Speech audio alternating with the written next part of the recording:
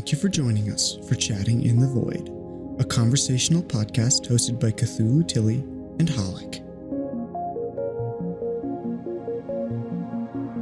Welcome to Chatting in the Void, episode 11. Play the intro. We don't get to hear the intro live. Yeah. We don't get to hear the intro live. I mean, I could play the intro live, but we already started the recording, so now it would be weird, and I'd have to edit it out of the recording, and that would be way too much work. Nonsense. Work for Tilly. I've never heard of it. Yeah. I spent too much time last week editing podcasts, or taking that last week, the week before, and I didn't end up creating all the things that I wanted to create. Yeah, because you ended up going fishing, right? I did, yeah. I ended up going fishing. I ended up going fly fishing, which is really cool and fun and crazy. Fly fishing?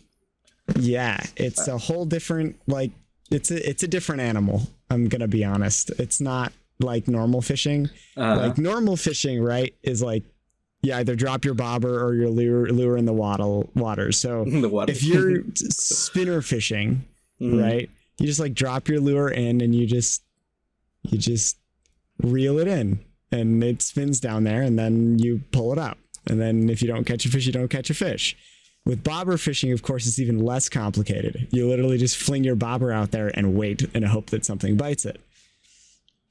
With fly fishing, you actually have to like drift your bobber, and you have to know what you're doing, and then you have to wait for your bobber to sink.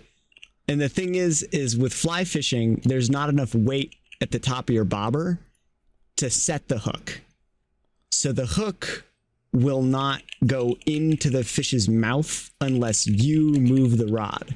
So you have to wait and time it and then see the bobber drop and then pull. So it's like, it's very engaging. It's very like focused. It's very weird. It's a whole different skill, and it's really hard and fun. Oh, and fun. Okay. Complicated. Yeah. Oh yeah. It's adding some nuance to the whole fishing sport. All right. Well, it's like fishing, but it's fair. Fair. Yeah, because like the fish, like we probably lost more fish than we caught. So like we would get them on the hook and then they would get off the hook, because you have to know what you're doing and you have to play your cards right. And it's like, it's like, I don't know, it's fishing, but they have a chance. Okay. And you both have to know what you're doing. And it's actually cool. Like, I think that's one of the things that really drew me to it when I started fishing and actually started catching things, is like, it doesn't feel like it's just like a sport anymore. Yeah, it feels like it's a sport. Like, it is a sport. You actually have to focus and think, and you have to, like, a huge thing about it is you have to know how to fight the fish on the rod. Once you get the set hook, you have to know what to do, and you have to feel the fish, and sometimes you have to like give it more line back and let the fish take line out and then reel it in again. And it's like you got to fight with the fish, and it's a full-on like physical fight. And there's also like this thing of the fish is there. You wouldn't think that they're that hard and strong. Oh no, they're fucking tough, dude. They're muscle. Yeah. Fish are straight muscle. That's what makes them so delicious. Hello. Yeah. But even these like little 18, 20-inch fish, they are hard. They are hard to reel in. Yeah. And they will fight. Yeah. And so it's a battle. It's really fun. It's like, it's interesting. It's like after you get done reeling in a fish and you net it and then let it back free. Because that's the other thing is we weren't fishing for meat dinner at this time. Mm-hmm. And so you just put the fish back in the water and they're fine. Like they just go back and eat bugs and heal, and it's perfectly fine. And so like after you're done and you get the fish back in the water and you let it back out into the wild, all right, they'll just swim off really fast, obviously, because they're annoyed and angry. I don't even think they're scared. I don't think they're scared. I don't think they have the capacity to have fear. I'm going to be honest. These fish are just angry. And so after they go away, like you sit down and you're like, huh, because it's like physically taxing. I bet, yeah. Yeah, it's physically taxing. So I wanna, before we move forward, I wanna give us a little shout out to somebody in chat by the name of Coender. Thank you so much, Mr. Coender. You're actually, fun fact, my first subscriber since I became a Twitch, not partner, a Twitch, what's the word?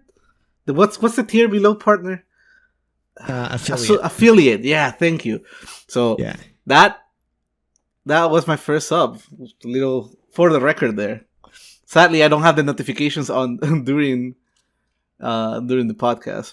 So sorry if you didn't get I'll give you a little custom shout out there for you. How about that? Thank you, Ender. Ender is going to be actually, I can do this shout out right now.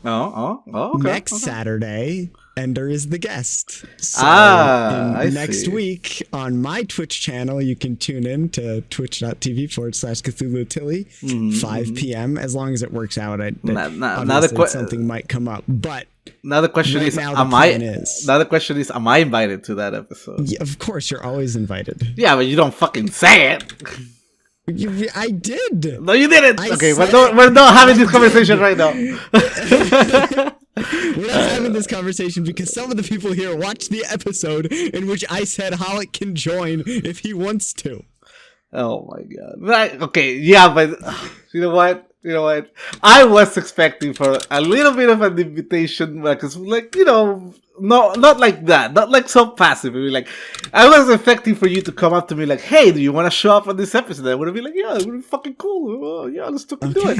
All right. Well, do you want to show up next Saturday? Yeah, that would be cool. Cool. Okay. I can't wait to cancel on you the last 10 minutes. Let's go. Yeah, that'll happen, I'm sure.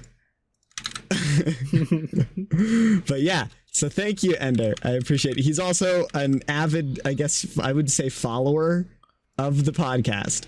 So he's one of the people who actually pays attention to what's going on here. So thank you for that as well. Yeah, I'm pretty sure he knows more about the podcast than I do. So he probably knows more about the podcast than me, or both of us together. everybody knows more about the podcast than you, not gonna lie. Yeah, I'm just here for the personality, guys. That's it. I'm just the pretty face of the There's nothing wrong with being a pretty face. There's nothing wrong with being a pretty face. Alrighty, so moving on to our next subject. Hold on a second. Yes. Where did I put it? Totally not making random sounds to make it sound like I had anything prepared. So Tully. Yes. I have heard that you like climbing. Oh, no. That you like climbing. I do like rock climbing. I went on Friday. Oh, did you manage to get yourself hurt again? I did not. I didn't get hurt. I didn't get hurt. You heard it here first, folks. He did not manage to maim himself for once. I did not. I mean, I don't know. I guess define hurt, because I scraped my knee, but it's not hurt. It's just like a skinned knee. It's not hurt to me. To some people, that might be hurt, but that's nothing. So, yeah. Mm-hmm. And you know what other subject is related to climbing? Oh, what? Genshin Impact, let's go! No, oh my fucking God. No. Let's get it out of the way first. I know you're gonna give me shit when it eventually pops up later down the line. It's a gacha game. It's a gacha game, sure. It's a gacha game. It's a gacha game. It's a gacha game. All right, you got me. It's a gacha game. You got me. It's a gacha game. So the new patch got announced for the game finally, but I can't help it but think about every time that I'm like running around in that game and I start climbing, every single time, man, that I'm having one of my characters just climbing a hill, I think about you, and I think about would Tully get triggered by the climbing mechanic or not? Yes. probably. Did you ever play Breath of the Wild? I know I've asked you this question, but did you get triggered by it? Yeah, it was kind of annoying at times. But what was annoying? Like, was it annoying because of the stamina feature, or just because how bullshit it is that their limbs just stick to everything no matter what? Yeah, that is kind of the bullshit. Okay. That's what annoyed me is it's like, oh yeah, vertical cliff face, sure. Of course, I can't critique a game too much given that, like, in Breath of the Wild, the suspension of disbelief is so far gone that it's already like, hey, we are you have giant running around machines that you have to chase on like a tiny little kite thing. Like, so the suspension of disbelief is pretty high up there already. So I'm not, it didn't get too annoyed at me, or it didn't get me too annoyed. I was all right with it, but there was still like, could be better. All right. Could be better. They could have made the visuals better. Okay. Yes. So the reason I brought up Genshin this week for the 20th time in a row, it's because I don't know if you've noticed or if you saw the post that I did on my Discord earlier this week, but I've started getting into the lore on the lore inspirations of Genshin Impact, and that sent me down a deep rabbit hole on oh dear, on a subject. Or an old early Christian philosophy known as Gnosticism. Gnosticism, okay. Have you ever heard of it? I have, yes. What do you know about Gnosticism, Tully? Tell me. I don't know anything, but I've heard of it. Okay. Where do you heard of it? I'm sure when we start talking about it, it will come to me, but it's not coming to me right now. All right. So for the people that don't know, Gnosticism is not a religion. All right. It's not like, Hinduism, Christianity, Buddhism, stuff like that. No, it's early Christian belief that the few hundred years after Jesus came to the world and did his thing and taught the apostles the lessons of God and all this stuff, Christianity during that era was not what we know it as today. As a matter of fact, it was several groups and philosophies of Christianity trying to make sense of all that had happened in previous years and trying to unify a Christian canon, aka trying to determine what does it mean to be Christian, right? So that's where Gnosticism comes in. Gnosticism is one of those heresies, one of those sects that had to do with trying to determine what the teachings of Jesus really taught, what they really meant. Right. And something you have to understand is, back in the day, back in those times, the word heresy didn't have the same connotations as it does today, right? Because now we listen to the word heresy and we think, oh, that's a bad thing, right? That's we relate it with negative emotions, It's like, oh, that's blasphemy, stuff like that. No, heresy simply meant a different branch of belief within Christianity. That's all it meant. Right. So I went down this super deep rabbit hole, and I ended up like just watching YouTube videos, being wiki articles, looking up like the books in Google Docs, and all this crazy shit. I ended up writing, like, in my whiteboard, all this fucking information that I've been trying to make sense to try to, like, connect towards Genshin Impact, and I did, and I posted a picture of it. Did you saw it? Yes, I saw your giant, insane whiteboard picture that made you look like a crazy person. Yes, I did see that. All right, cool. Let me bring said picture to the screen real quick. Yeah, I'm going to go ahead and pull it up in your server. I got it. So here it is. I have it. This is what I came up with. And I don't know, man, what's wrong with me, but I started this train at, like, I want to say 10, 11 p.m. Oh, and no. Next thing I know, It's 7 a.m. in the morning. I've not slept one fucking little bit. I've not slept one fucking tiny little bit. And I'm still balls deep trying to make connections into Genshin Impact lore. Oops, sorry. Right. So, question, do you have ADHD? I'm starting to believe I may do. I've gone to therapy before. I've seen professional help before, all right? But I was not, at the time, I was not diagnosed ADHD. Right.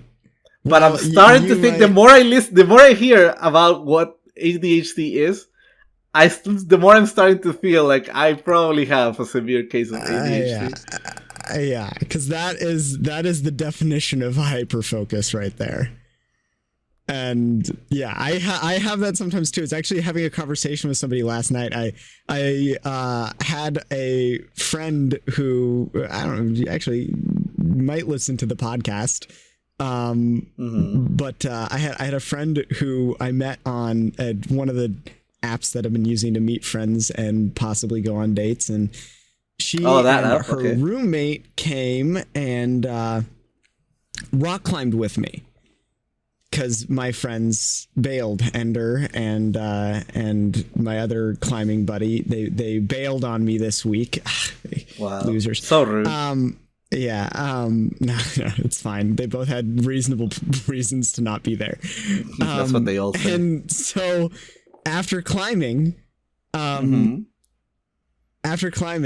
ended up, we ended up going to Old Chicago's, which is a pizza place around here, pizza and beer place. And we ended up, talking for like 4 hours. We ended up talking till like 2 a.m. and then said goodnight, and left. But we had a long conversation about ADHD. And one of the things that I have had a weird interaction with is I'm not diagnosed with ADHD, but I'm not diagnosed with ADHD because I don't have any of the deficit. So I only have like the positive side of ADHD of being able to engage my hyperfocus. Now I do have the problem of sometimes it's hard to stop that, but I can disengage from something when I have to. And I can also force myself to engage with something that I don't want to. Well, I feel like I could probably disengage from that, but I was having fun. So I didn't feel like disengaging from that activity. Yeah. So you may not have, ADHD, but at the very least you can hyperfocus, and I can do that too, which is really funny. It's fun to hyperfocus sometimes because it's like, oh my gosh, I just have all of this energy to direct towards one thing, and that's really, really fun sometimes. All right. But yeah, and as we're straying away from the hot topic that is religion and Genshin Impact, yes, Gnosticism and Genshin Impact. Okay. No.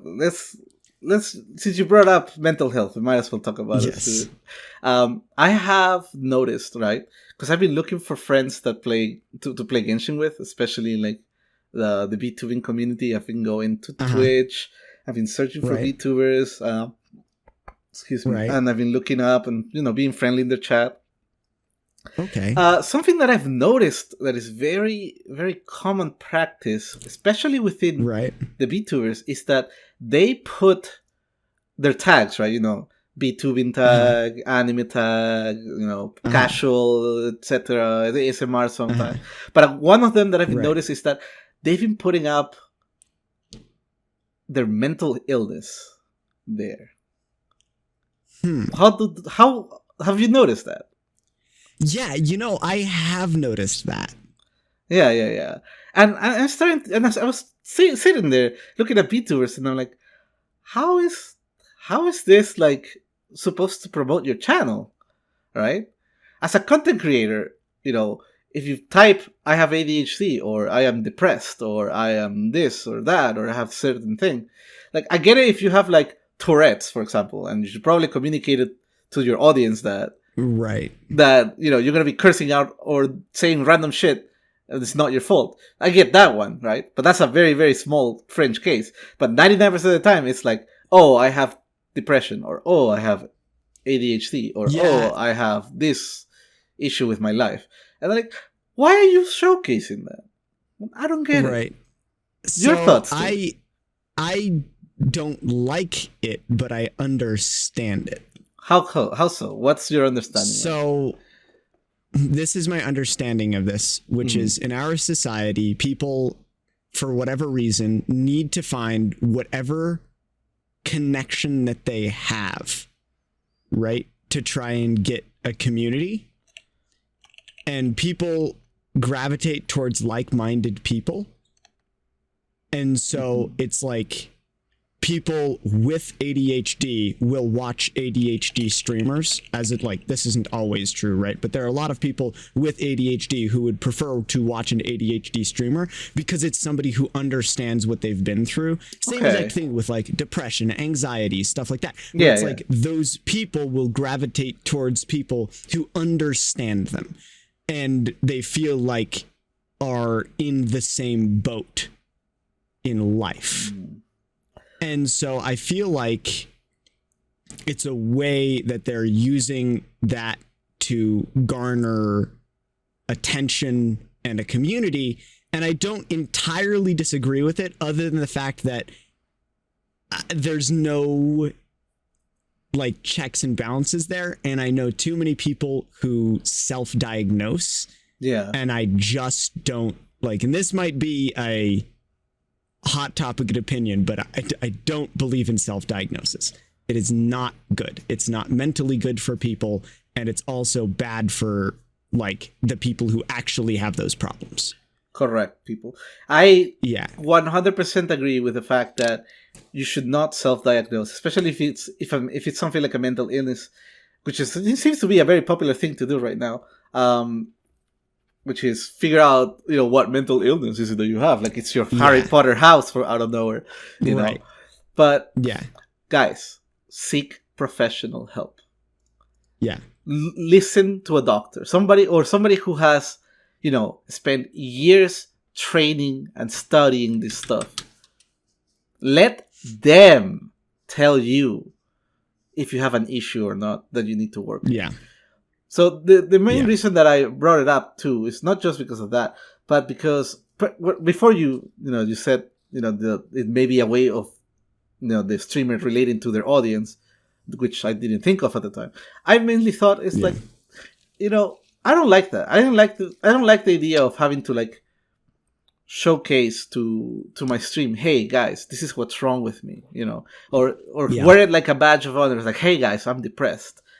Like. No, even if I have a mental illness, let's say ADHD, for example, I don't feel like it's correct for me to put it as a tag within my stream and content creation, because that is something that I feel like should not be shared. Not only that, but should definitely not be like something that I feel super proud of, if that makes sense. Yeah. Not because I feel like people that have a mental illness should be shameful. Of course not. I have a mental illness too. Right. And I almost got. I was told that I needed to take medicine for it, and I told the doctor, you know what? Hey, is there any alternative? Can I try to, find an alternative to just straight up taking pills? And he goes, okay, you can do this and that first, and then see how it goes. Right? So it's not like I'm here to just bash on people that do that. I've been there, trust me. I just feel like it is something that is personal enough that you shouldn't wear it like a badge of honor. Yeah. You should keep it to yourself. You can mention it in your stream, sure, but don't wear it like it's your clothes, right? Yeah. I also do think, though, and this is what I'll say. I agree with that it shouldn't be worn as like a badge where it's like, oh, look at what I struggle with. Because I have a common phrase that I like to use, which is the oppression Olympics. Mm-hmm. Which is just a bad thing. Comparing your struggles with somebody else's and trying to figure out who has it worse is not good. Yeah, no. It's a terrible, terrible way to go through life. But one thing I will say is I appreciate having those tags at times, because one thing that I think that it could be is there are people who don't want to engage with that content.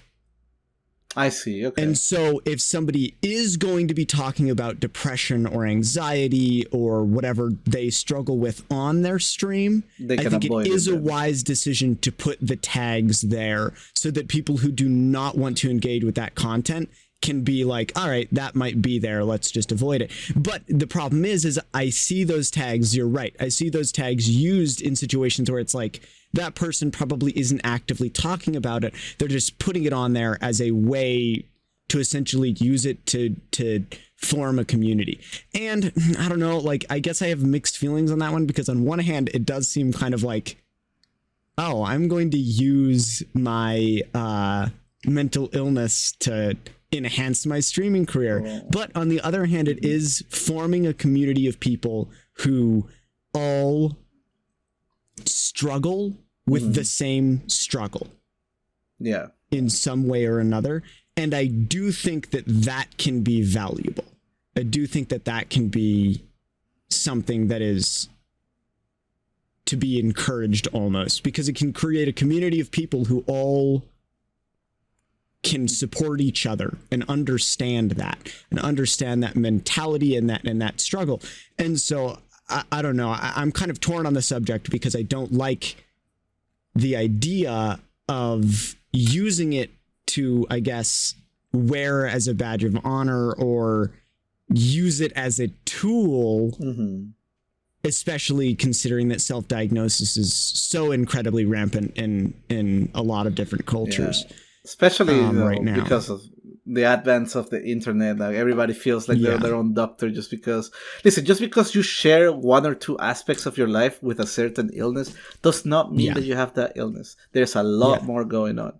And but I do agree. Like, sorry. I do agree with Index in chat. She goes, I don't think that it should be, I'm referring to mental illness. She says, I don't think it should be something that people should be afraid to talk about. And I totally agree. Yeah.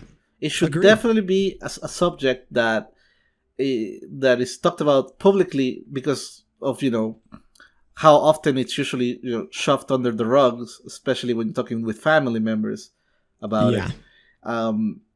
But it's a little bit different, right? Right now we're talking about it, putting it like to your content, right?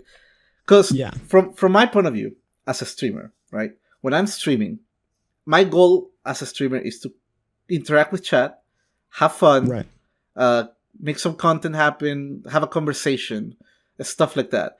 But if, for example, I know this is not the best comparison, but if you are, let's say, out in a party, you're having fun with your friends and you're trying to meet new people. Hey, you don't go up to someone and say, "Hi, my name is Jack. I am depressed." Right? Yeah. You don't do that, obviously. But that's my approach towards the whole putting a mental illness as a tag. It's that I don't want people to relate to me based on something that's wrong with me, in a sense, right? Yeah. Because at the end of the day, while I was diagnosed with depression at a time, it was something that I felt I could work towards to better myself. Yeah. I wouldn't, even if I'm still suffering from one thing or another, I don't want to put it out there and be like, this is what I'm struggling with right now. No, it's kind of like, it's my own fight. Yeah. What happened? It's something that's happening to me, right? But that's not what we're here for right now. I'm here to talk to you, to have fun with you, to play some video games, to forget about the whole thing, to have fun. So I feel like, putting it, I feel like, I think about it very well. Putting your mental illness as a tag, it feels like it collides kind of with that philosophy of what would be my content, in a sense.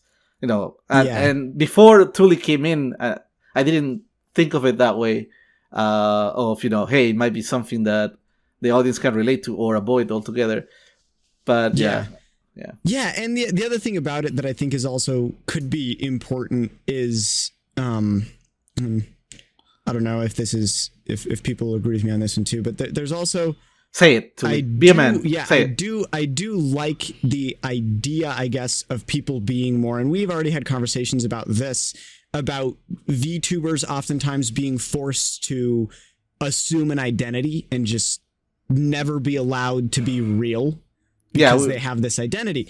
And so on one hand, I also think that it's healthier to allow people to engage with their own stuff on stream. So they shouldn't, like we said, they should never be afraid to talk about it. So that's the thing, is like, if you are going to talk about it, put the tag there so that people can be aware, hey, this is a topic that might come up on stream. And we might be talking about these very sensitive, very emotionally engaging topics. And part of that comes from, like, I mean, once again, I don't know, I think we talked about this a little bit with Index when we were on stream, I think in episode 10. Or maybe I cut it out, I don't remember, but I'm diagnosed with several things as well, including clinical depression and anxiety. And so in that, it's nice when it's like, if I'm going to talk about that, I can feel comfortable talking about that, because if it's tagged in the stream and I feel like it's important to engage with that on a real level, I know I'm not going to upset anybody, because if somebody gets upset, I can just be like, you shouldn't be upset that I'm talking about these things because they're in the tag. Like, they're right there. You can just look at my stream and go, oh, that's a topic that he might talk about. So it's one of those things where it's like, it's also almost a protection for streamers who might get people who are mad at them for being real, because it is a problem in the essence of, it's not always forced upon the streamers by an organization or even by themselves to not be real. It also can be forced on them by their audience of, ew, like, I don't like that you're talking, excuse me, about like this topic because I'm here to have fun. And it's like, it shouldn't, while I agree with you that that is kind of the purpose of streaming, is to have fun, there is also a time and a place for people to be able to talk about their struggles with their community, especially if it's starting to affect the community, especially if it's like something where it's like, hey, I have to take a break from streaming for a while because it's too stressful, or hey, I have to do this and I'll be gone for a while, or hey, I might be sad for a while because of these things and I might be less bubbly or stuff like that. So it's like, if it's starting to affect the stream, affect the community, they're starting to notice, it might be good to be able to address it, and it probably would be good to have a tag for it. But I agree. It bothers me when it's like, OMG, I'm so quirky because I have X mental illness. That's really bothering to me, because it's like, well, like, I mean, once again, I actually have stuff. So it's like, it's not quirky. It's painful. It's painful. It's not fun. It's absolutely it's not unfun. Yeah. And we're not, I'm not going to sit here and like give examples of how not fun it is. Or no, trust me, there's a million other content creators you can go to for that. So I feel like I'm talking for both Tilly and I when I say we're probably not going to engage in that. No, I probably will not engage with that until, I mean, once again, unless it starts affecting my stream or something like that. Look, I get it though. I would understand it. Like, let's say that you have a long-standing community. You know, you're friends with a lot of the mods. You know, a lot of the viewers, and then something happens in your life, and you start to go down that trend. You know, and then XYZ things happens, and you're diagnosed with an illness. I get it. Like, sometimes the stream is not, when you stream, is not just for fun. It's also your social interaction, right? It's also part of your daily routine, because you have to have a schedule.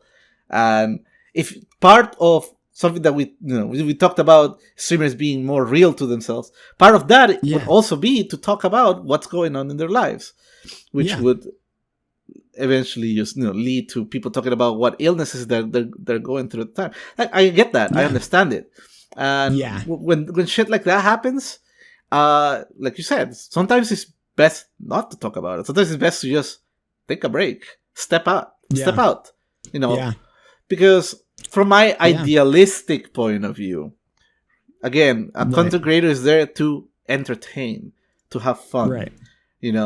And worrying if let's say I have a big community, like the last thing I want to do is worry all these people about me, or Right. because I don't want to sit there and like fetch for compliments, bait for compliments in a sense, or stuff like that. Right. I would want to be like, hey guys, I'm feeling down. I'm gonna have to take a break.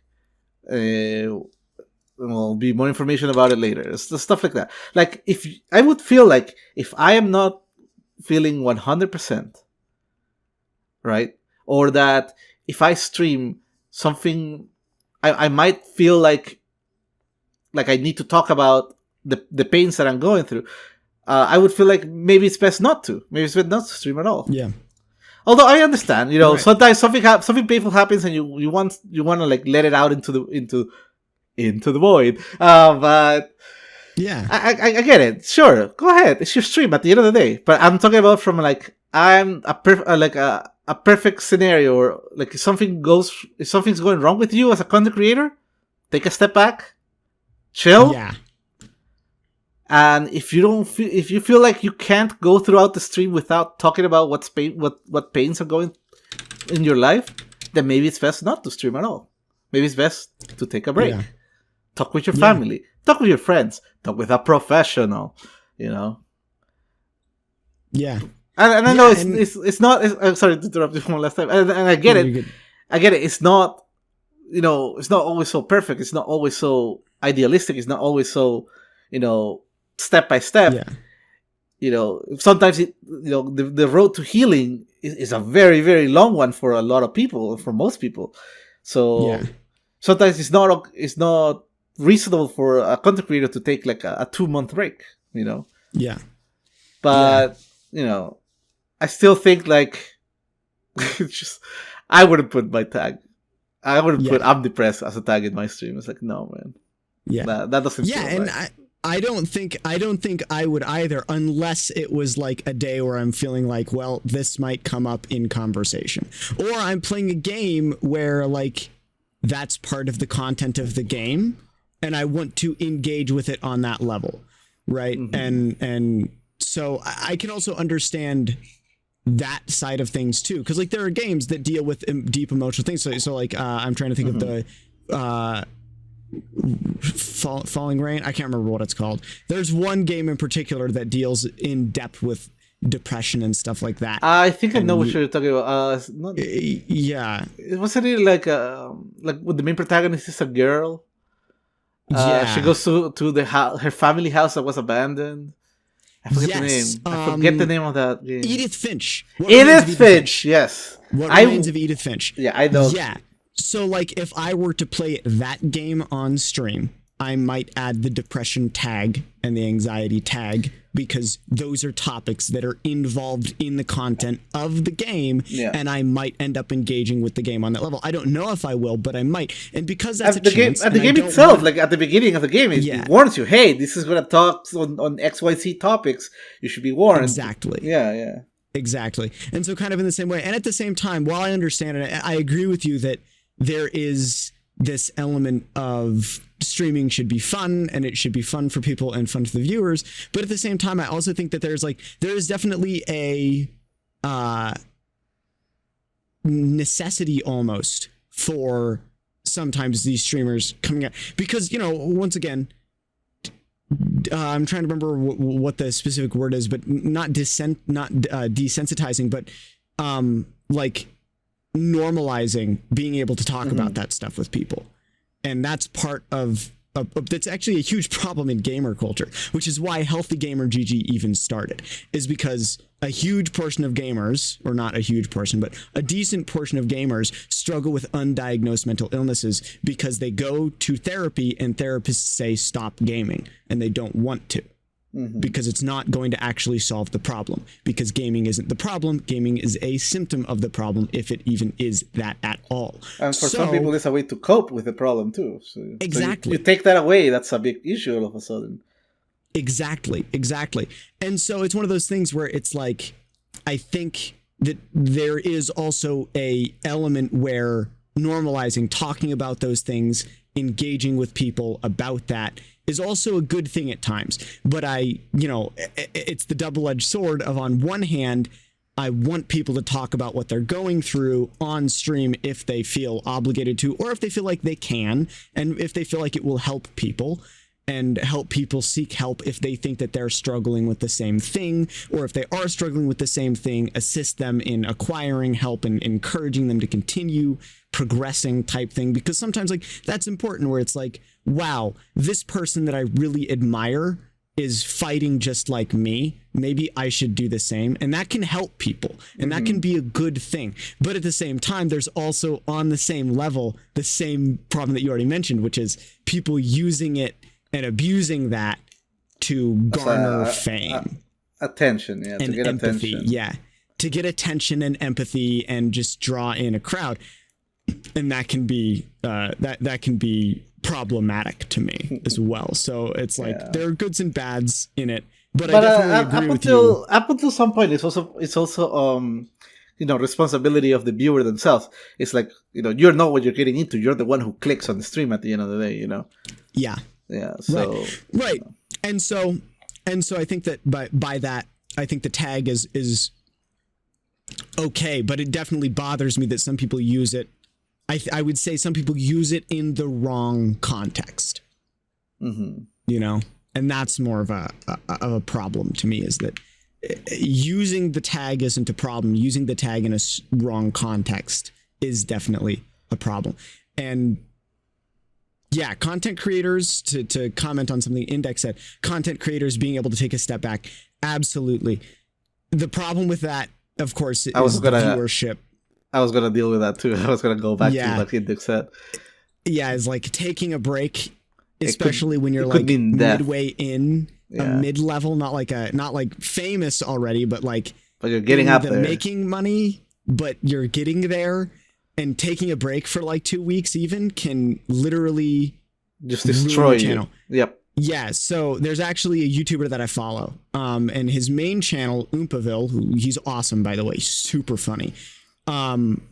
His main channel was a gaming channel. And he couldn't update his content on his gaming channel for like 2 months because he was moving, and there was some problems with them moving into their new house. And when they were trying to move into their new house, they couldn't. And where he had his life situated, he couldn't really boot up his gaming PC and record games. So he only did his vlog channel, and his vlog channel blew up and got really big, but his gaming channel died like completely. And he almost never updates it anymore because it just isn't worth it, because putting the time and effort into creating the content without getting the views was just so bad that it was affecting him. So he basically stopped on that side of things. And he still streams on Twitch games a lot of the time, but most of his content is now like meme reacts and stuff like that. He's kind of like a react channel now, similar to I guess Jacksepticeye turned into and PewDiePie turned into, because that's apparently the type of content that gets a lot of views now. But yeah, so sometimes it's not so simple to just take a break. I feel like, I don't know, I feel like it would be good for YouTube to come out with hey, pause my channel. we could stay here and talk about what YouTube could change for the next 3 podcasts. At the same time, that probably wouldn't even really work, because the views are about people getting engaged with the content. And if they're just not doing that anymore because you took a break, that can be a really problem and really hard to build that momentum back up. Yeah. But I do think they should be able to walk away or at least take a break, but it just doesn't, I don't know. It's hard for them. And I know that because it's like, that's what they want to do with their lives, and taking a break from it will lose all of that progress. And that's really hard to do. But yeah. You have anything to say on that? Sorry, I was putting some hand sanitizer on my hands. Yeah, you're good. But no, I think we pretty much beat the horse all the way dead now. Yeah. So let's see what else can we talk about now that is slightly spicy and controversial. Okay, let's go for it. I don't know. We could go back to our little religion talk there. We could go back to religion. Oh, geez. It's an interesting topic. All right. You said the interesting word. All right. Okay. All right. So, oh my God. So apparently, in Gnosticism, there is this God above all gods, right? The one, kind of like in Hinduism, how there's just one thing, or Taoism, the Tao, right? Yeah. Right. Yeah. This entity is called the Pleroma. It contains everything. Hi, Coco. It contains all of existence within itself. Right. And basically, what it means is that the current Christian God, right? The Christian God, right? The one that, according to what's the word I'm looking for? Canon, sends Jesus, creates the world, or more specifically, creates the world. He's not the actual true God, but rather this kind of like a descendant of other gods that came above him that eventually lead to this one true entity. Okay. And it came out from the belief that, how come in the Old Testament, like the old part of the Bible, God is so vengeful, he talks to humans, he sends floods, he tells people, how angry he is about XYZ. But then on the New Testament, which is the later part of the Bible, the God is like more relaxed, like more forgiving. It's like, what changed, right? What changed between those two things? That's what Gnosticism is about. It's like they say, oh, the Old Testament God, that's the fake God. That's the God that created the world, that created the material world, and the New Testament God, that's the actual God. That's the Pleroma. That's who actually sent Jesus to the world. Interesting. And I kept diving on this thing, and it is an extremely complicated set of like gods, tiers, dualism, and all this crazy shit. I'm like, holy crap! You know what this would make for? Amazing writing material. Yes. And that's what I wanted to lead to this whole religion talk, because I definitely don't want to touch religion too hard. Yeah. Not on the podcast, but Go ahead. Yes. So have you ever heard of the Apocrypha? No. Tell me about the Apocrypha. A huge part of the Gnosticism, and I'm starting to remember what I've heard about Gnosticism, and I'm literally reading through the Wikipedia page right now. But I do know a good deal about the Apocrypha, because the Apocrypha was created by the Council of Trent. So the biblical books, right, which they were essentially letters that were written to cities or people by prophets or apostles. So they're just people who believed in the religion or who were invested in the religion, who wrote on what they believed and what they thought. Well, the Council of Trent, which I'm going to have to look up when this actually happened, was a part of the Catholic Church. And the Council of Trent in the 19th century, 1545 to 1563. There were a couple of different times where they met, and essentially the Council of Trent were in charge of choosing which books of the Bible would be canonical in the Catholic faith. So they were setting what the canon is, what it means to be, what it means to be Christian. Yeah, that's what that is. Exactly. And then they had we had the I believe the Council of Worms, which is what set up the canon for Protestant faith. So there's actually more books in the Catholic Bible than there are in the Protestant Bible. So what we know of is the Bible. And then there is this whole section of books that are outside both of them, that are written by people who are considered to be prophets or apostles, or just people who understood and were philosophers in the early Christian religions, who wrote these letters or these documents documenting things that they saw or things that they believed in, called the Apocrypha by the Catholic Church, which was considered heretical Christian books. They were the Christian books that didn't apply to the Catholic faith. And it's very interesting because there's a lot in the Apocrypha that is crazy wild about like, people worshiping other minor gods and stuff like that like where it's like, when I started studying the Apocrypha, it became very interesting to me because I was reading about these people who essentially worshipped minor gods in the Christian religion, and they also witnessed miracles. So according to this, similar to like, you know, Jesus turning water into wine, they have stories of that from their own prophets, from their own people who didn't believe in the one true God. Correct. So it's like they have this mystical faith power, but the source is not from Yahweh, right? It's not from the Christian God, either Jewish, Catholic, or in the Protestant religion, as well as there's also a huge section of books that were in the Jewish Bible that aren't in the Catholic Bible and aren't in the Protestant Bible, and there are books in the Protestant Bible and in the Catholic Bible that aren't in the Jewish Bible.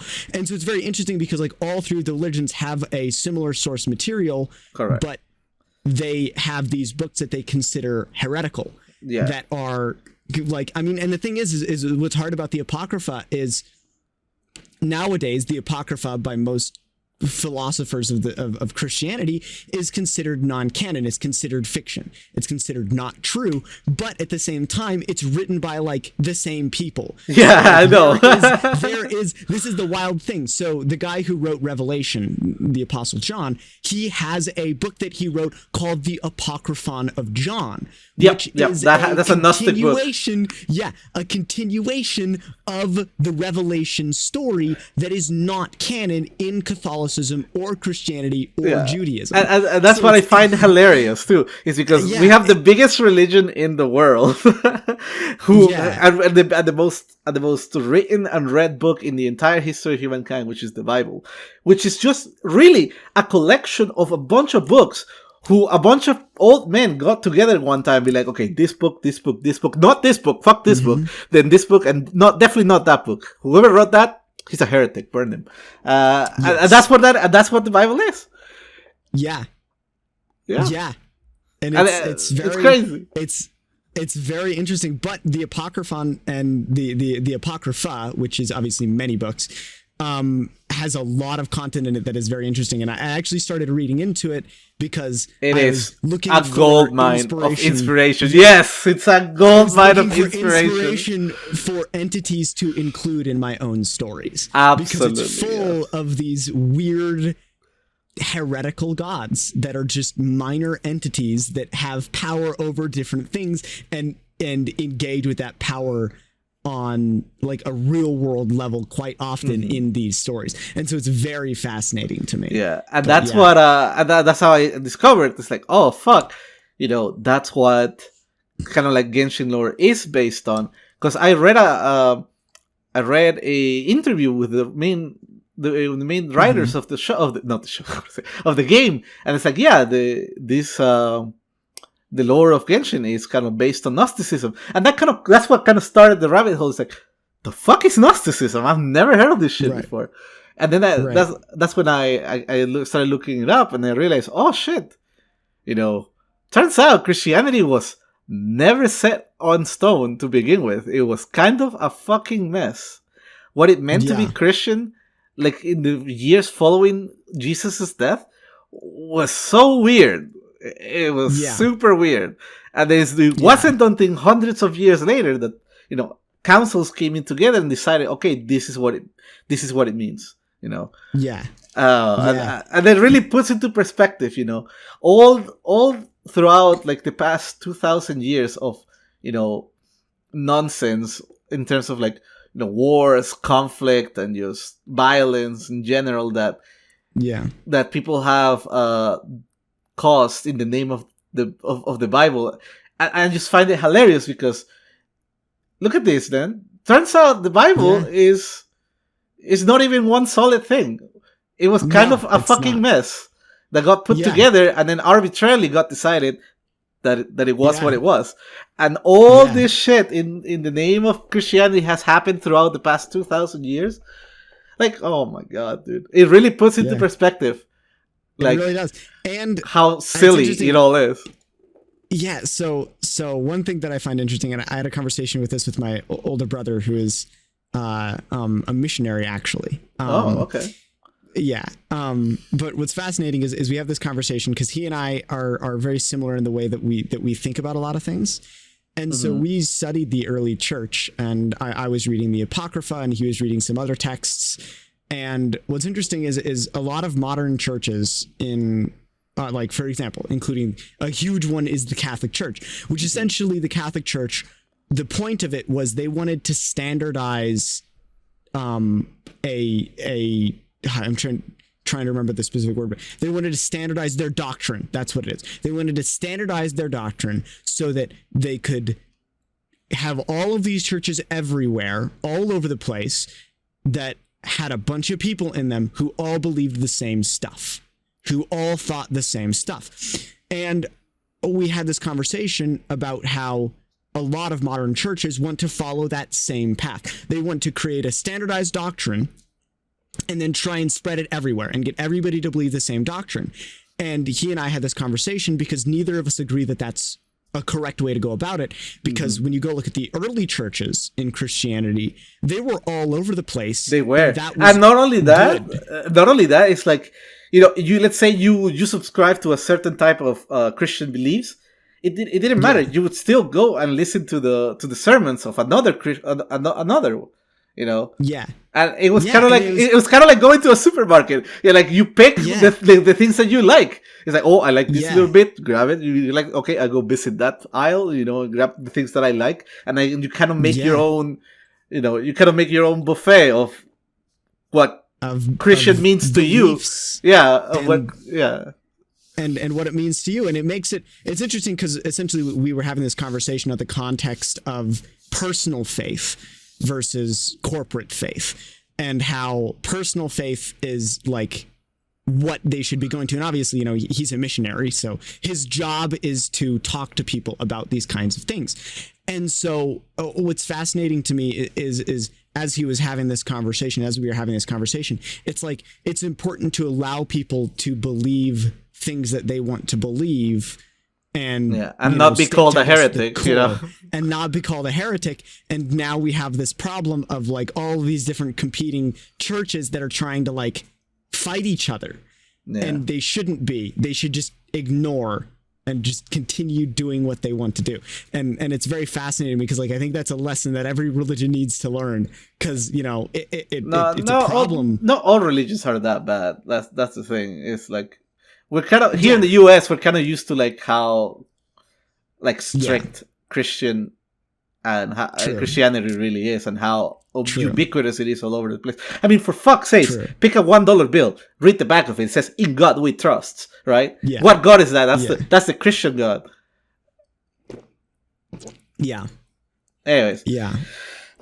So let's move away from the drama that is religion, and let's talk more about what this means for writing. And as I was listening to, I was learning about Gnosticism and the pantheon of Gnosticism in general, and I'm like, holy shit, this is some cool fucking stuff that you could take and like just run off with. Yeah, sorry, Index. So I'm trying to fucking get this man away from religion. But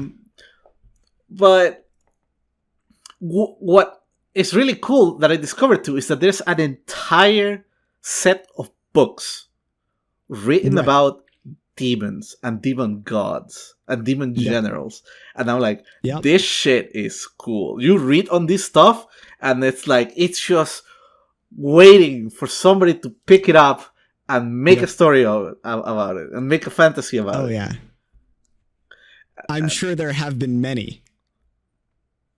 Yeah, and that's the thing. It's like as I'm reading through this, I'm starting to pick up names here and there. It's like, oh, wait, that they used that name on one of the shows that I watch, and they used this other name, one of the animes that I watch, and it's all starting to make sense. These motherfuckers have been reading all these other Christian texts this whole time to come up with this shit. Yeah, it's like if you want to really understand what's going on in like Blue Exorcist, go read the Apocrypha, because all of the demon characters in Blue Exorcist show up in the Apocrypha. and they took a lot out of the Apocrypha to write that story. And it's hilarious too, because I watched Blue Exorcist. I know exactly what you're talking about. Yeah. And it's just like, the more you think about it, the more you realize, holy crap, man, anime has been extremely like into the heresies of Christianity for so fucking long. Yes. And nobody bats an eye. And like nobody even knows. Like, holy crap, man. And I get it. And I get it. Why? Because again, it's kind of like an obscure written material that few people know until they fucking get into it, you know? And it's so cool. I would extremely recommend anybody to just look up Christian heresies. It is a lot of fun and interesting connections that you can make. God knows, you might end up, you know, being balls deep into some random cult in the middle of Minnesota. I don't care. But that's on you. But it's fun. Don't get into any cults, please, unless it's mine or the cult of Coco. Or the cult of thick thighs and watermelon. That's a good one. I'll subscribe to thick thighs, yes. But thick thighs and watermelon. Not sure why watermelon is there, but I like watermelon too. Why not? I'm in. Yeah, it's the cult of thick thighs and watermelon. Don't worry about it. Oh my god, I'm gonna have to Google this later. You're already in it. Oh no. Yeah, you're already in it. It's too late. It's Kato's server. Ah, that's what that is. Okay. Yeah. So if you look at the general chat, the description in the general chat of that server says religion of thick thighs and watermelon. Oh, never noticed. So anyways. Index, by the way, that's a reference from me that I said in VR chat, and it stuck enough in Kato's mind that she made it an integral part of her server. She's got good taste. What can we say? Yeah, I agree. Thick thighs and watermelon. So my demise. So I know that you mentioned writing for a while now. Yes.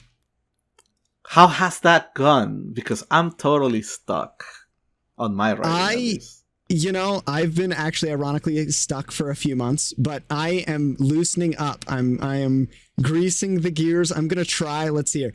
After this, I'm gonna play some Borderlands again with friends. Mm-hmm. I think.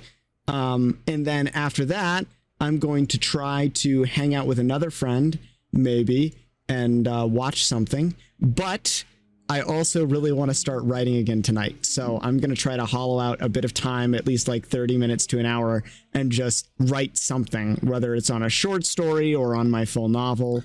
I'm starting to go back to the first half of the chapter that I wrote for my novel, and I'm like, fuck. Yeah. But the thought of deleting it all and writing it all over again just crosses my mind. Yeah. I don't know what's best, if I should just say fuck it and keep moving. I know that's probably the correct choice, but like, just a part of me says, no man, it's shit. Go back. Just go back. Start over. I'm like, no. Right. There's so many pages written down already. Right. Yeah, I honestly, I definitely don't want to rewrite. I will edit pretty heavily what I have written, because I always do that. But it's like, I'm not going to rewrite because I'm 25,000 words in my novel. And I'm like, nope, we're done. This is on a trajectory now. We got to keep going on it. But yeah, I also have a short story that I wrote that I put into a contest. I didn't get to round 2. I got rejected from round 2, but that's okay. Because I got a lot of really good feedback on it. And ironically enough, I think it's good enough. I'm going to edit it and add a little more content and edit it really well, and probably go through it like 4 or 5 times the next couple of months. And then I might try and see if I can get it published in like a fantasy magazine and just become an actual published author. I'm technically published already, but just in like a school publication. Okay. So it was like a school newspaper, school magazine, actually. And I have 2 poems and 2 poems and a short story published in what's called, I don't remember the name of it, but my community college that I went to had a magazine and an online website. And so I'm published there, but I want to get published, like actually published. And so I was contemplating seeing if I could send it to a magazine and see if I could get published in some way. I have a similar story. When I was in my first year of community college, I wrote a short story for my English class. And my professor was like, "Hey, you should submit this to this contest that's going on." And I'm like, "What? Why?" I was like, "Oh, it's pretty good. I found it really interesting here and there." And I'm like, all right. And it's like every time that I went to the office to submit it, it was closed, and like my schedule didn't let me kind of like submit it. And now I'm looking for it. Right. And I want to see, where is it that I wrote? It was a short story about this guy who daydreams about being a pilot of a interstellar ship. I thought I did a good job of it. Now I have to look at now it's gonna irk me. Yeah.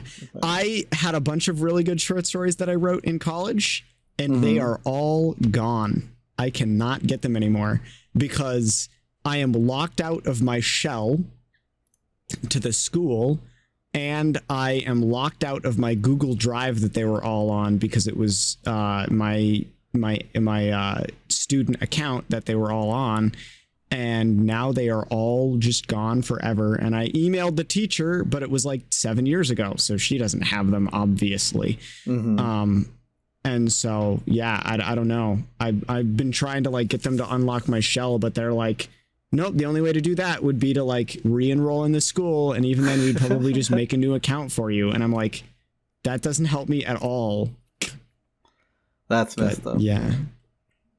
Yeah. It's funny though. Yeah. I found my community college folder, and I found the first novel that I tried to write. Oh my god! Is it hot trash? No, it's actually okay. Is it good?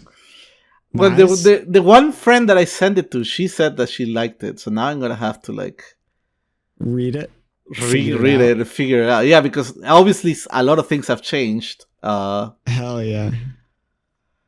Yeah, I'll send it to you later if you want. But hell yeah. Oh, fuck, man. I've been writing since I was like in like middle school, just like little snippets here and there. But I've never tried to get published before. I've been writing since I was in elementary school because my mom is an English and literature teacher primarily. So, yeah. I started writing very early, and I wrote a lot of different stuff. I wrote everything from like recipes in school all the way up to like long fiction, multiple pages and multiple page essays throughout elementary and junior high, and then into high school. And then when I got to college, I took like a writing 101 class, and I was like, you people don't know, like you didn't learn in like junior high how to write a sources page?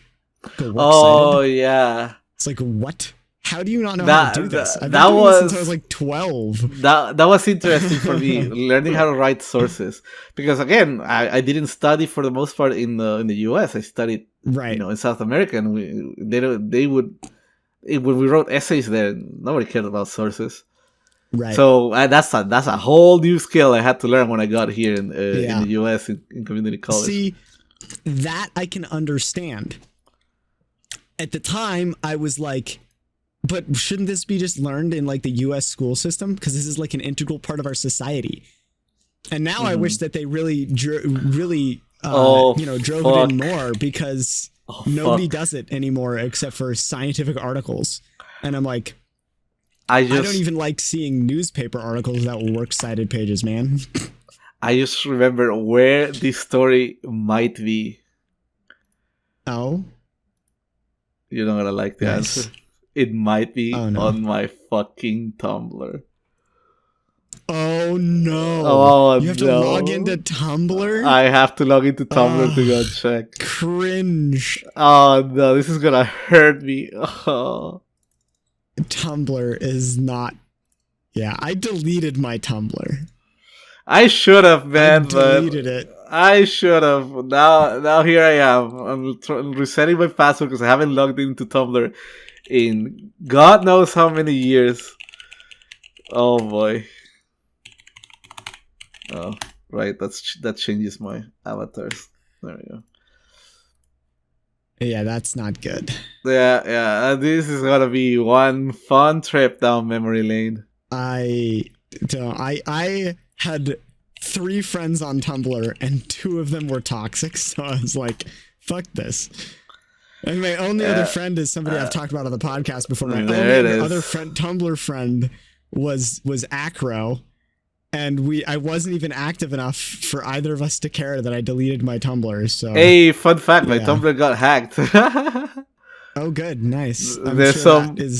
There is some dubious link to a Russian website on my Tumblr. Oh dear. Dear. Oh, I'm gonna delete this thing. All right, it was just one post though. That was it. Okay, that's not bad. Could be worse. Could definitely be worse. But yeah, I don't think I'll ever get on Tumblr again. I think I'm done with that phase of my life. Yeah, I thought I was done too, but now I have to go back and see if my fucking writings happens to me. Yeah, I think I'm done with that phase of my life forever. I don't think I'll ever open up Tumblr again. Oh man.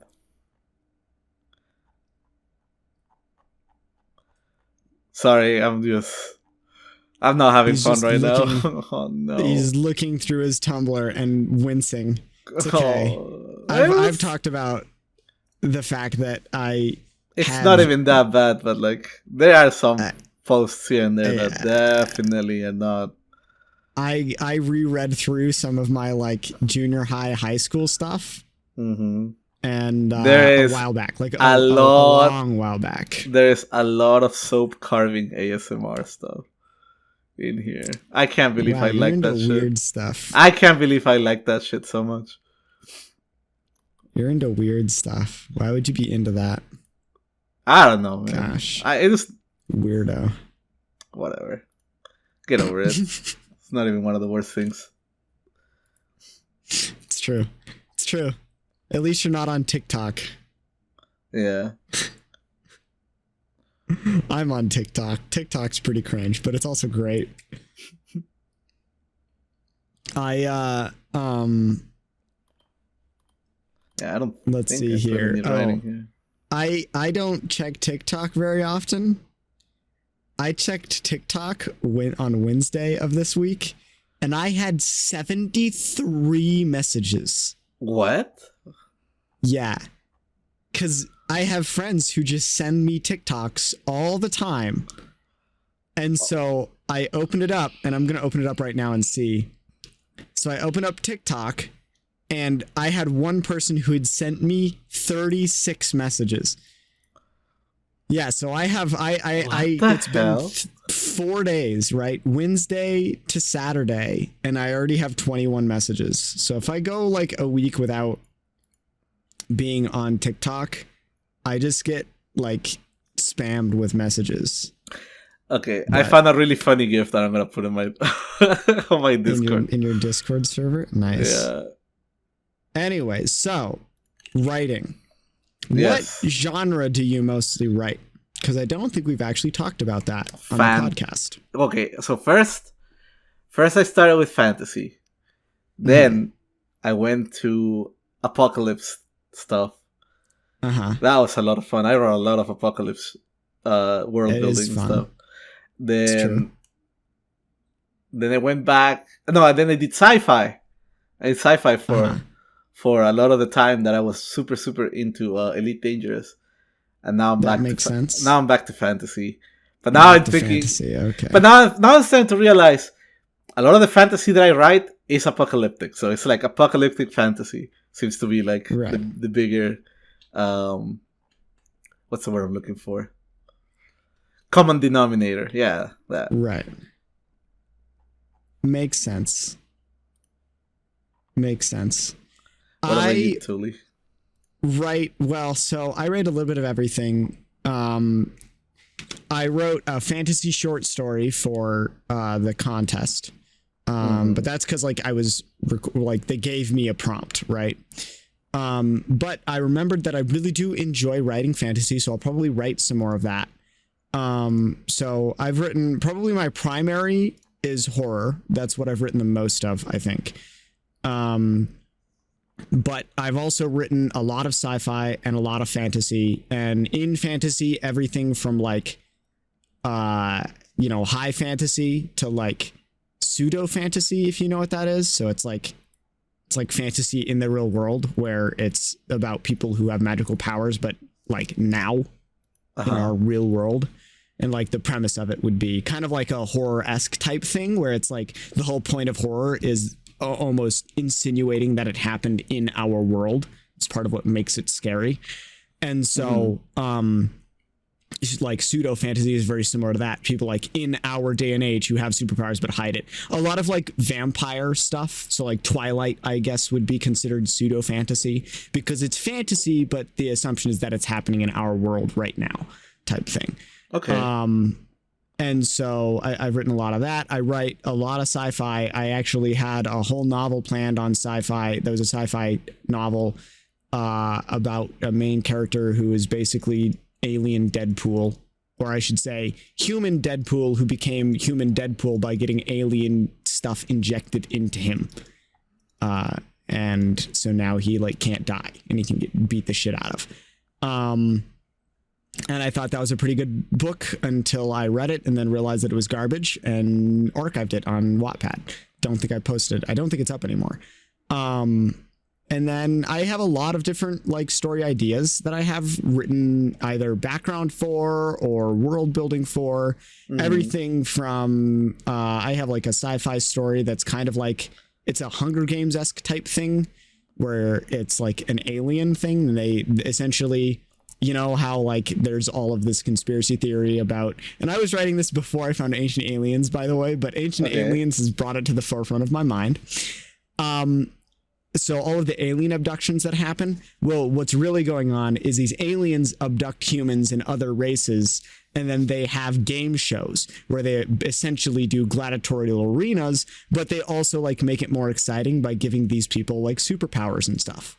And so like they'll give people powers and abduct them, give them powers, and then put them into like a maze essentially where they have to fight to survive and form their own groupings and stuff like that and form alliances or decide to kill each other. And it's just really interesting. This is actually supposed to be an RP, but it only lasted like 5 chapters before everybody just bailed on it because it was too hard to write. And I was like, you know what, maybe I should just turn this into a standalone story. And then I have a lot of different, I have my main story that I've been writing, which is It's Dangerous Out There, Take Holy Water, which is a kind of cosmic horror comedy, a little bit funny, a little bit scary, a little bit wholesome kind of story. All right. And then I have a bunch of different like sci-fi / fantasy stuff that I have planned out and plotted. And so, yeah, I write just a little bit of everything. Just whatever is catching my fancy at the time, I write that, to be honest. And I feel like I'm pretty decent at all of them. Although I think that my horror style is most honed. It's what I have down the best just because I've written so much more of it. So, yeah. Yeah. I tried writing... I tried writing horror. It was difficult, man. Yeah. It is. It's hard. It's hard. What's the word I'm looking for? So I wrote my first like one shot. The first one shot that I wrote for D&D turned out to be a horror campaign, and I feel like I didn't do that good of a job. Like at first I thought it was okay, but then the more they played out through it, the more I realized that it was just not okay. Right. For starters, I couldn't get anybody to like have a sense of surprise or even. Well, the only one time I did pull it off was the sense of dread. I did pull off that, but I couldn't pull off the big reveal of the monster, like the big horror aspect to it. But I did get the sense of dread down, and that was so they start the campaign truly starts, or the one shot truly starts when they get captured. So they get captured by the big bad guy, and they're put in a cave, which is the main dungeon that they're going to spend the rest of the one shot in. Right? There's only one torch light up nearby, a big stone wall, which is the entrance, but they don't know that. And they're all like basically just hanging there in a cart, in a wooden cart. Like they clearly got dragged by that cart into the dungeon because there's like a trail of blood. But even though there's a trail of blood, there is none of them are hurt. She's supposed to insinuate something else, but whatever. Let's just move on. What I did was further into the dungeon. So I'm in roll 20, where there's a fog of war, right? There's light and dark. So you have to actually move your character with a light source to illuminate the area and know where you're walking. So they have one source of light, and then a little bit like south of them, I want to say some 30 or 40 feet, there's a less bright torch that illuminates a chest in the distance, right? And that's it. Everything else is just pitch fucking black. They can't see the rest of the cavern. They have to use their own spells or come up with something to kind of like illuminate the area, yada yada yada. Eventually, one of them, because again it's a one shot, one of the characters had the light spell. Bam, problem solved. So they head to towards the chest, and motherfuckers figured out that the first chest that they put in front of them is a mimic. Oh, right. They figured out it was a mimic because that was the joke. It's like, oh, there's a chest right there. You know, come up with the chest. It's a mimic. Gotcha, kind of thing, right? So this is what I did.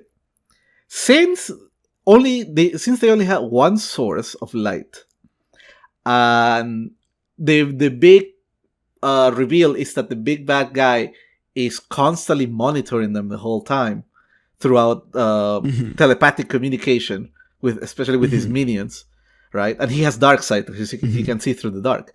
So I have the mimic, once it gets to half health, escape into the darkness, right? Right. So escapes into the darkness, and now they don't know where the mimic is, right? And the mimic can reconfigure itself. So now I have the good, because now they're scared, right? Now they're scared. Now they don't know. Oh, is that going to be a mimic, or is that going to be the mimic, right? Right. So next, and I get this idea as I'm going through, like as I'm DMing them, I get this idea of what I'm gonna do.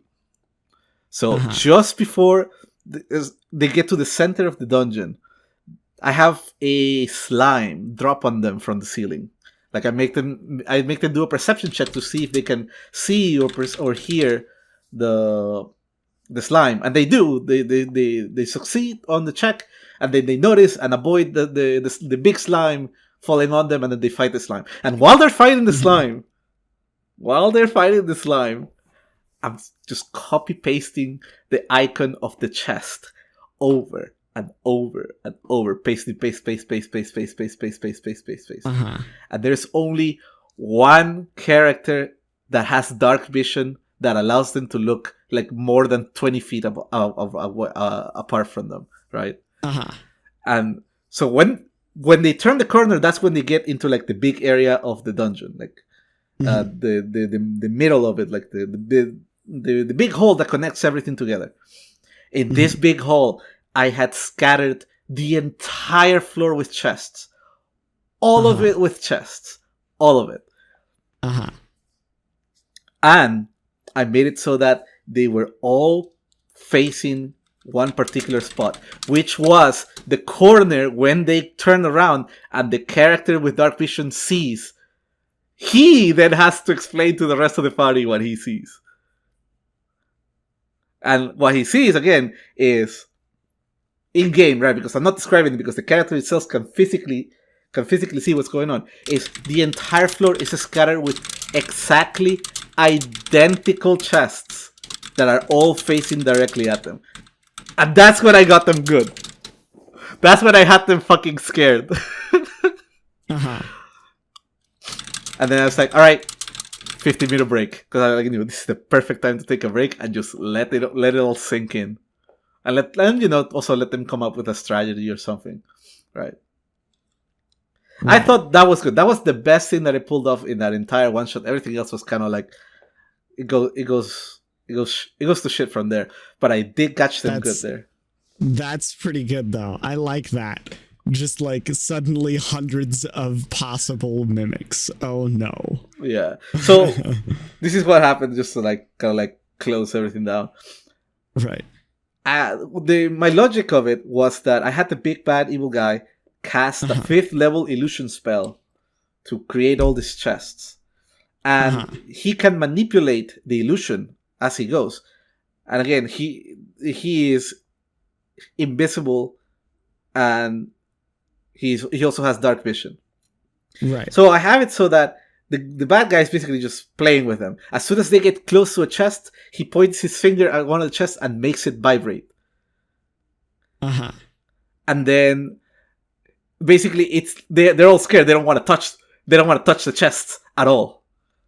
Right. Like, they're fucking terrified because they don't want to touch the chests.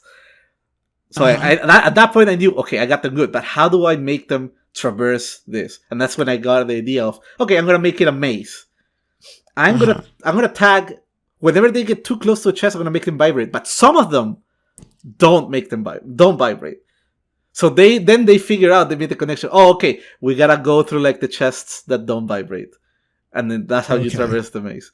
And they fucking did, dude. Except that it's the whole idea is that the big bad evil guy is fucking with them. So right, 2/3 of the maze in, I make every chest vibrate. So now they don't want to touch anything. It's like they reach a dead end. And then one of them finally gets fed up because they don't want to go back throughout the maze because I made them take literally. I was crafting the fucking path they took. I made them take the literal longest possible fucking way through it. Right.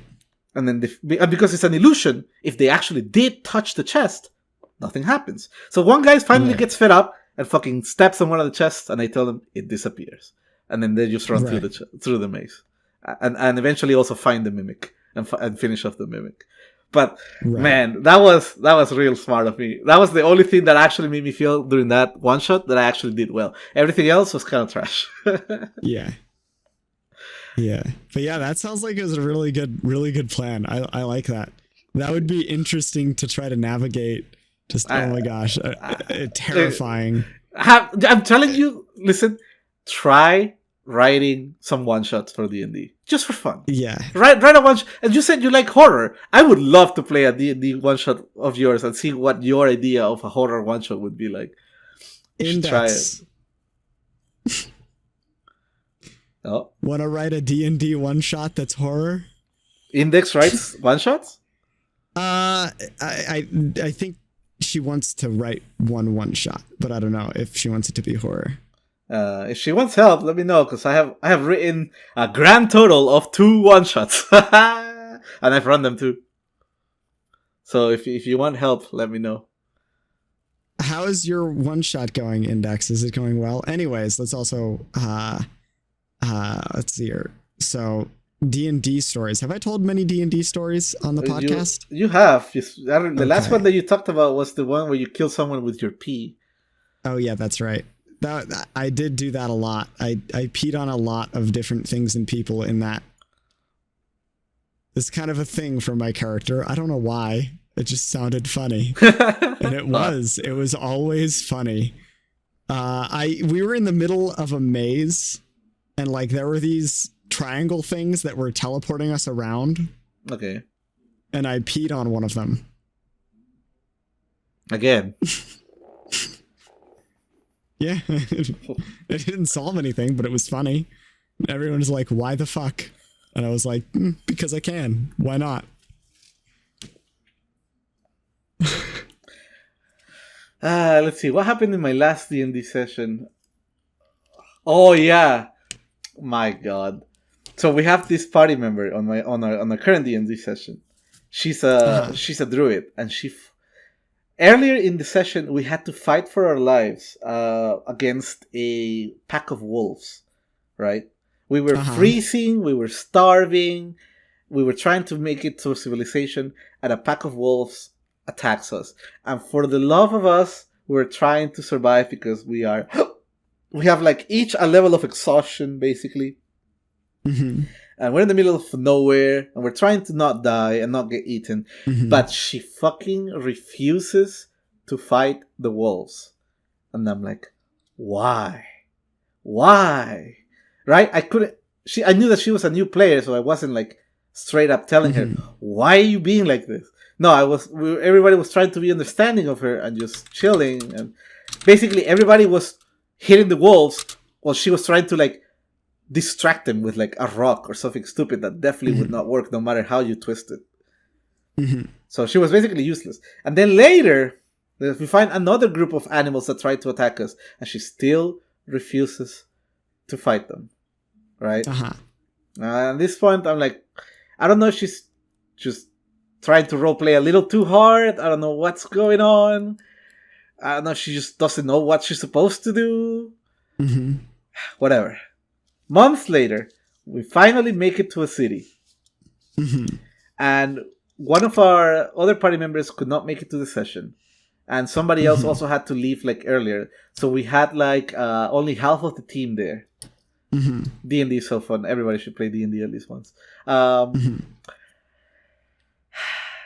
So we do like an interlude episode. And guess where we go? Where? We go to the fucking zoo. Oh.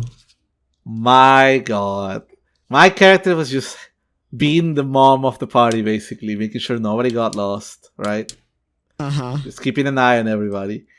But the druid was literally going from cage to cage, asking each and every animal how they're doing. And it didn't stop there. She eventually made it to the cage where the wolves are. Uh-huh. And one thing leads to another. And the next thing is she wants to free the wolves. Oh no. Yeah. No. Granted, not only did we just get to the city, right? But we finally managed to land like commissions with the Adventurers Guild to get some fucking money for once. And she wants to get in trouble with the law and let the dogs out, basically. Uh-huh. We had to sit there for 10 minutes straight trying to explain her why that's a stupid idea. And she was feisty, man. She finally stood up and stood her ground. She's like, no, I want to do this. And I'm like, listen, if you do this, you're going to be on your own. The authorities are going to get involved. And I don't know how we're going to save you. That's basically what we're trying. Right. And eventually she comes to reason. And it's like, fine, I will not release the wolves. Not that she could, to be honest, because I have no idea how she could possibly pull off this prison break. But she then goes and explains why. Nobody asked, but she goes, why is it that she's so infatuated with the wolves? She goes, it's because I was raised by wolves and my dad was a wolf. And you might be thinking, okay, that's her backstory. Kind of weird, but okay. But the thing that was the weirdest out of that whole thing is that she didn't even tell the DM that that's what it was. It was a surprise for literally everybody on the table. Not the players, but the players and the DM. Oh no! Oh my God! At that point, I didn't even know what to feel anymore. I didn't know whether to feel upset, sad, if I wanted to strangle her or just pat her in the back. I didn't know. There were a lot of strange emotions taking over me at that moment, and I came to the conclusion that what was best was just to let it go and go back to the tavern and call the session for the day. And that's what we did. Fair. Oh my gosh. That is funny. See, at least I usually plan out so that like my character's like Master Skittles, which I think did I talk about Master Skittles? You may have. You may have. Okay. But you probably didn't call them by name, so you're going to have to remind them. Okay. Ender, you've watched the podcast. Did I talk about Master Skittles on the podcast? Anyways, so at least like the DM knew about the weird, strange thing about my character that was weird to everyone else. Guys, listen. No, she's no memory of that. Okay, cool. Listen. If you're gonna have a weird fucking backstory, that's okay. You can have a weird fucking backstory, but for the love of God, communicate it with the DM. Ask the DM, hey, can I do this weird shit? The DM has to agree with you. But just tell him what your intentions are, man. Oh my God. The weird shit that I had, which is very similar. I like playing weird characters because, I've already talked about the box character, where if I rolled a nat 1, I turn into a box, and how that affected the gameplay. So I had this character in one campaign. He was a bard. But one of the funny things about him is, right, he's a bard, but he doesn't want to be a bard. It's just his only skill. Music is the only thing he's good at. But he doesn't want to be a bard. He wants to be a witch. But he can't be a witch for 2 reasons. 1, he's a dude. And 2, he doesn't have the magical skill outside of being a bard. There are spells for that, but go on. Oh, yeah. So I was going to get those spells. So he's a bard who does magic through music, but he wants to be a witch. But the reason why he wants to be a witch is because in his backstory, he was like considered a curse on his town, and he was locked up. So first of all, he had an intelligence of 7. He could basically barely speak. He was like right above a dog in terms of intelligence. So I had to play him so dumb, which I like playing dumb D&D characters, by the way. It's really fun because you can make the worst choices ever. And if anybody in the party is like, why? You can just be like, I'm an idiot. If you didn't tell me, I'm gonna be an idiot, okay? Like, you have to give me very clear directions or I'm going to make the worst decision possible. Characters with big flaws are the most fun to play. Yeah, by far. I agree. Anyways, so here's the thing, though. Master Skittles, or Skittles, as the party knew him. All right. He had an entity called Bob. Okay. Bob was a voice that would speak to Master Skittles and give him information and tell him to do things. He referred to Bob as my god, Bob. Every character in the party who knew anything about religions in D&D was confused as fuck, because normally gods aren't just like chill bros that give you information and talk to you, and also usually they don't tell you to do stuff that's stupid, which Bob did a lot of. The real story of Bob was when he was a child, there was a witch in his town who was causing all of these bad things to happen. The witch left, and Master Skittles ended up basically going into the forest with like the town mayor's daughter, just playing around, having fun. Mm-hmm. And they were like, the guy got mad because he's an asshole. And he was like, Master Skittles is the worst. He's a master of arcane arts, and he's just pretending to be a child, and we're going to lock him up so that we can protect our town. So he's this child who's an orphan who gets locked up and fed, and that's it. So they just basically keep him alive and locked in a box for like 9 years. Oh, damn. Okay. And then the witch, which is why he has an intelligence of 0, by the way. That's why he's an intelligence of 7. A -1 on every intelligence roll. And so the witch comes back after doing what she'd left to do and is like, you locked up a child? What the fuck is wrong with all of you, you assholes? And kills the entire town. Except for Master Skittles. Damn. And then is like, oh God, you're really dumb. I need to give you something because this is kind of my fault that you're in this position. So she tries to do a spell to give him a guiding intelligence in his life that's going to help him. And that's Bob. But she's not very good at it, so she gives him Bob, who God. is also dumb, but has like a passive perception that's really fucking high. Okay. And so what was I funny see. So like he's is- like an idiot savant. That's what kind of like your character is. Exactly. And so occasionally, and this is the other thing that weirded people out, because the passive perception of Bob was so high, Bob would tell Master Skittles information in the version of the DM DMing me, literally sending me a Discord message of what Bob would see, and then Master Skittles would tell the party what Bob had told him. And sometimes this was wrong or partially wrong or just dumb.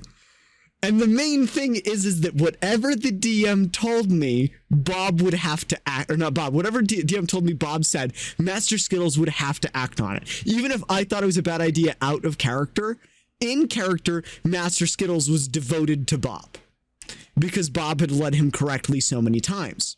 So no matter what, honest to a fault and loyal to a fault, Master Skittles kept on doing what Bob said. Well, sometimes, obviously, this backfired and was bad for the party. And then sometimes Bob gave them exact perfect information that nobody else in the party could have known. And Master Skittles definitely couldn't have known. And whenever they asked Master Skittles how he knew that, he would say, Bob told me. And so the whole party was confused for the entire time about what the fuck was going on with Bob and Master Skittles, this bard who makes the worst decisions like half the time, and then the other half of the time knows things that nobody else should know. And it was so funny and so amusing to play because I just got to fool everyone all the time and they had no idea what to do because obviously the religious characters are like, we've never heard of Bob. We don't know what Bob is. This is just weird. Not even with also, not even at 20 on what's it? Not Arcana, but like. Well, like the thing is, if you did do a religion check, your religion check would come back, Bob doesn't exist. Yeah, exactly. But Bob clearly is a thing. Just not a classical god, yeah. It is obvious, it is very obvious that Master Skittles is not good enough or smart enough to know this stuff. Because he's like an 18-year-old musical savant who is so dumb that if you like put a werewolf in front of him, he would try to pet it. Oh god. Which is something that happened and the party had to save him from getting bit. Because he was like, ooh, dog. Oh my god. It was great. It was so much fun. It was wonderful.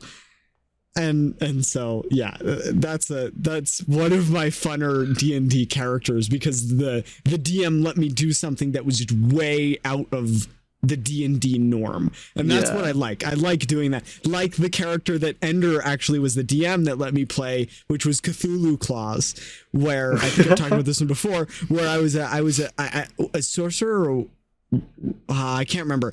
One of the caster classes, a sorcerer or a warlock. I don't remember which. I think it was a warlock actually. And I had access to all of the spells in the entire warlock spell book, every single one of them. But I had no choice over what I played. The DM did. What the so fuck? whenever I cast a spell, I would just say I cast a spell, and Ender would roll dice and tell me what I cast. Oh jeez, that sounds horrible. And then I would pull whatever I cast out of a big red sack. So hold on, what if you cast like a beneficial spell? Or like do you determine the target before or after the spell goes off? Before. Okay, that sounds terrible. But thankfully for a warlock, Yeah. most warlock spells are offensive spells. What if you cast Find Familiar? What the fuck? Well, then I guess I'd find it familiar. I don't know. That never happened. So Alright. I was also playing it was Cthulhu Claws, right? So I was playing a Mind Flayer, like a solo Mind Flayer without a horde. And so that was also funny because I could suck people's brains. My flayers are did that. busted. The hell? What level did you guys start at? I don't know. I don't remember, like 10 or something like that. I have no idea. Oh, okay. That makes more sense because Mind Flayers, they're like they're high level, man. Yeah. I don't remember. Okay, I don't remember, but it was a one shot. So we were like higher level. It was not a campaign. Got it. It was a Christmas themed one shot that we played on like a New Year's Day because we had missed Christmas. Cthulhu Claws. Nice. Yeah. So, and then Santa Claus, or the character, like this canon character of Santa Claus in like the D&D lore that we were working off of. Yeah, we did fight Krampus. But we fought we also were we were trying to save Santa Claus in some degree. I can't remember what his name was, and he died. Oh shit. And so I may have married his wife and adopted his daughter and just taken his role at the end of the one shot. We couldn't save him. He died. It's like that scene in Wrath of the Lich King when you finally beat Arthas. Here comes Arthas's ghost, looks at Tyrion and goes, "There must always be." And lightning strikes on the background, a Santa Claus, and then disappears into the ether. Exactly. Oh my god. And so I took over the role of Santa Claus and adopted his daughter and married his wife. Fucking put on the red cloak of domination. I already had the red cloak. I was already and this guy was my idol. I was literally Cthulhu Claus, remember? Oh, right. That was the whole thing, is that I was trying to be there to meet him, and then he ended up being in trouble, and we tried to save him, and we failed. So it's just I know everything about this man. The ultimate fan becomes his idol. What a story. Exactly. It was fun. It was a funny one shot. Oh my god. But yeah. I like playing out of the ordinary characters, as you can tell. I like playing weird things that make lives hard for DMs. my first character was too good. Too good. That's when I learned that good / super strong characters, they're not fun to play because they always make the right choice in a sense, or they okay, listen. I made a Dragonborn fighter, right? It was my first time playing a D&D campaign, and I thought myself, all right, this is my first time playing. I'm not gonna pick a complicated class because I do not understand what the fuck a spell slot is. So I'm gonna go fighter. I went fighter, and basically the DM during the session 0 was like, all right, time to roll for stats. And I rolled for stats. And I don't know what took over my dice, but not a single one of my stats was below 15. Oh my god. And again, it wasn't like the DM saw the rolls in front of me. And he's like, are you serious? I had level 1. I had 21 strength. Level 1. Holy shit. What the fuck was that? I had 21 strength, 19 constitution, 17 agility, and everything else was either 15 or 16. It was disgusting. Right? Even I understood, in terms of dice roll, that was extremely, extremely on the high end. So, right. Whatever goes to the end, just keep on going. Basically, my character is neutral good, and he is extremely overpowered at level 1, and I basically one-shot everything. God forbid I crit it, because then it just cannot survive. So I'm sitting there, level 2 or 3, and I have a million HP, 21 AC, 21 strength. It just basically was not that a whole lot of fun, because whenever a challenge came up to us, I would just run head on straight, and that was it. The fight was over. And I was thinking to myself, this is not going to be a whole lot of fun. So I was like constantly trying my best to put my character in like a bad position, because, all right, let's say that, okay, he's being overconfident, right? Mm-hmm. So let's put him in a bad spot. But he never died. Not a single time did my HP went below 50%. Like, nobody could touch me. I would destroy everything. And whenever I fell into a trap, I would either completely avoid the trap right away, or because of my 17 agility, I would just land the roll every time, and I would just get out. One time, we fell into a horrible water trap where like the floor caved in, and there was basically waterfalls of toxic water just falling onto us constantly. And then I told the DM, all right, can I jump out? And he goes, oh, well, you're going to have to make the DC to jump out of this pool is 20. Roll the dice, 25. Oh my God. I was like, yep, you made it out. Everybody else is stuck in there. And like, all right, so the rest of your party is still in the trap. What do you do? I throw them a rope. All right, it's going to be really hard. I have 21 strength. Okay, but you're pulling 3 people. Roll the 20.